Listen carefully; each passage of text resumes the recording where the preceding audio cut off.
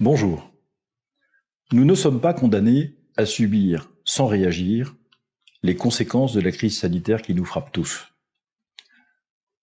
Avez-vous pris connaissance de cette action d'un certain nombre de maires cette semaine qui, malgré l'interdiction prononcée par le gouvernement d'ouvrir un certain nombre de commerces de centre-ville, ont décidé de prendre des arrêtés pour, malgré tout, autoriser leur ouverture?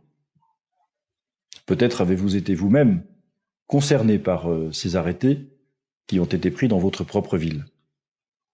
Évidemment, ces dispositions avaient assez peu de chances d'aboutir, dans la mesure où un décret du gouvernement a davantage de force juridique qu'une décision prise par un maire. Les maires le savaient, évidemment. Pourquoi, malgré le peu de chances qu'ils avaient d'aboutir dans cette démarche, l'ont-ils engagé?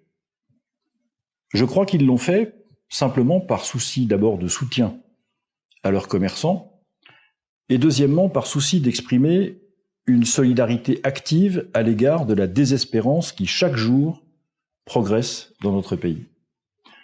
Pourquoi progresse-t-elle? Je crois que la confiscation de la décision publique par un petit nombre de personnes à la tête de l'État depuis le début de cette crise, la défiance à l'égard des Français en ce qui concerne leur capacité à aider les autorités publiques à gérer cette crise, sont un des facteurs principaux ou des facteurs principaux de cette désespérance. Nous sommes un peuple intelligent et généreux. Nous l'avons démontré à de nombreuses reprises. Nous le démontrons à chaque fois qu'une catastrophe naturelle frappe une partie de notre territoire et de nos populations. Nous le démontrons à chaque fois qu'il s'agit de trouver des moyens innovants, généreux, de venir en aide à ceux qui en ont besoin. Ça se fait dans tous les villages de France, tous les jours, discrètement et dans une forme de silence extrêmement courageux et vertueux. Par la manière dont il a décidé de gérer cette crise, le gouvernement se prive de l'intelligence et de la générosité du peuple. Et il peut le faire parce que nous sommes mis à l'écart d'un certain nombre de décisions qui pourtant nous appartiennent et pourtant nous reviennent de plein droit. Il aurait fallu, au début de cette crise, tester massivement, tracer les personnes qui étaient malades et protéger en les isolant ceux qui étaient frappés de ce virus si détestable et qui provoque tant de perturbations dans notre société. Tester, tracer, protéger. Cela aurait pu se faire en traitant les territoires de manière différente en fonction de leur situation sanitaire. Tout le monde comprend bien que des zones très denses ne peuvent pas être traitées sur le plan sanitaire de la même façon que les zones qui sont moins denses.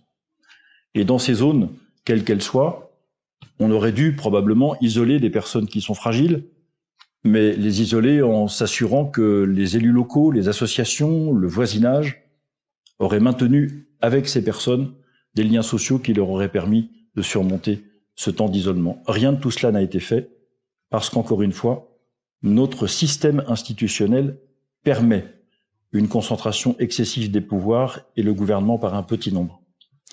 C'est la raison pour laquelle, pour éviter que nous ne payions à nouveau à l'avenir, dans d'autres circonstances, cette capacité du pouvoir à se reconcentrer et à gouverner entre soi dans une large mesure, j'ai proposé une vaste réforme institutionnelle pour changer cette situation et vous rendre, à vous, là où vous êtes, l'initiative, la responsabilité et la capacité d'agir qui sont les vôtres.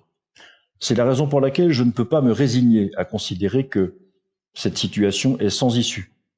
Je ne peux pas me résigner à croire que nous sommes condamnés à vivre dans un système qui restera à l'identique dans le futur et qui nous réduit finalement à n'être que de simples exécutants et des producteurs de produits intérieurs bruts.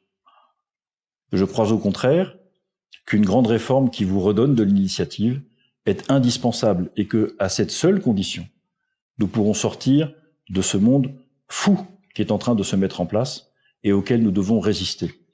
C'est ensemble que nous pourrons récupérer les libertés qui sont les nôtres, récupérer l'initiative qui est la nôtre et ainsi redresser notre pays.